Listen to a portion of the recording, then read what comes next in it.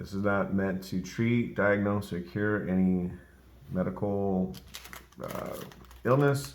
This is just to demonstrate how to load a potential peptide vial. First you want to do is have a designated sterile area. You want to have everything packaged and in front of you, ready to go. You want to make sure that you have clean, unopened vials, and you want to make sure you have your alcohol white pads, gloves, and new equipment. Before you start anything, what you want to do is open your bacteriostatic water and your peptide vial. You're going to take your alcohol wipe and you're going to sterilize the top of both the water and of the peptide vial. Next thing you're going to do is you're going to pull out your syringe, your insulin syringe, and you're going to insert it into your barostatic water and place it upside down. Depending on what the peptide reconstitution numbers call for is what you'll do. In this case, we're going to do 100 units is the 1 ml or 100 units on the insulin syringe. We're going to pull and draw until we get a full stick. Once we have that, we're going to ensure that our number is in fact correct, where the bottom of the plunger is going to reach the number met on the insulin syringe. And now that everything's been wiped down and decontaminated, we're going to take that same syringe and we're going to put it into the peptide vial and slowly depress the syringe. Make sure you got a good pathway. Sometimes these bladders are hard to find a good spot at. Like this one. And you slowly go ahead and put in your barostatic water. It's vitally important that you do not shake the peptide vial at this point. Once you do this, you're going to roll your peptide vial until it is clear. Go ahead and pause it. Now that the peptide vial is fully clear, 100% soluble, no more flakes inside the vial, it is ready to prep into your peptide 3 ml vial. So it comes lymphanized in this vial. To transfer it to a pen, you need to put it into this vial. That's when you'll open up your second alcohol prep. You'll decontaminate that one as well. And then what you're going to do is with your other pen, you're going to go ahead and first fully charge it with air, right? Because if you don't, you're going to create a vacuum inside of the vial and it'll make it a long process in drawing out the peptide. So go ahead and charge the vial with the air, turn it upside down, and as you draw it out, you want to pull the syringe tip back just a little bit, right? And as you do, remember how much you put in was 1 stick, so you should be getting 1 stick full out, or 100 units, or 1 ml.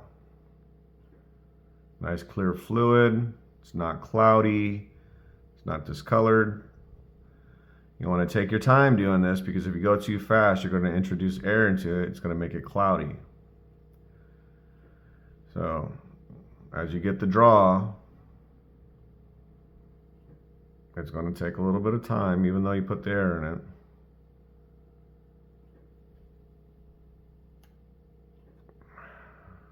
Okay. Once you have your syringe once it's all the way full, you're going to take that same syringe and now with the clean top, you're going to insert it into the bladder. Do not just charge away. What you'll do is you'll end up pressurizing the bottom of the valve, the vial, and the bladder on the bottom side will pop out. So you take your original syringe, you pull the plunger out of it, and now you also put it in the top. That way the air has a chance to escape as you're charging up the vial. As you're doing this, you want to aim the peptide to hit the side of the glass vial. That way it, again, doesn't get air introduced into it. I'm doing this kind of slow, But now you can see exactly what's going on here. I gotta get the rest of the peptide out of the first vial, because it's going to do this, of course, while I'm on video. So extract the rest of the fluid out. Make sure you get everything. Bada boom, bada bing. All right. And again,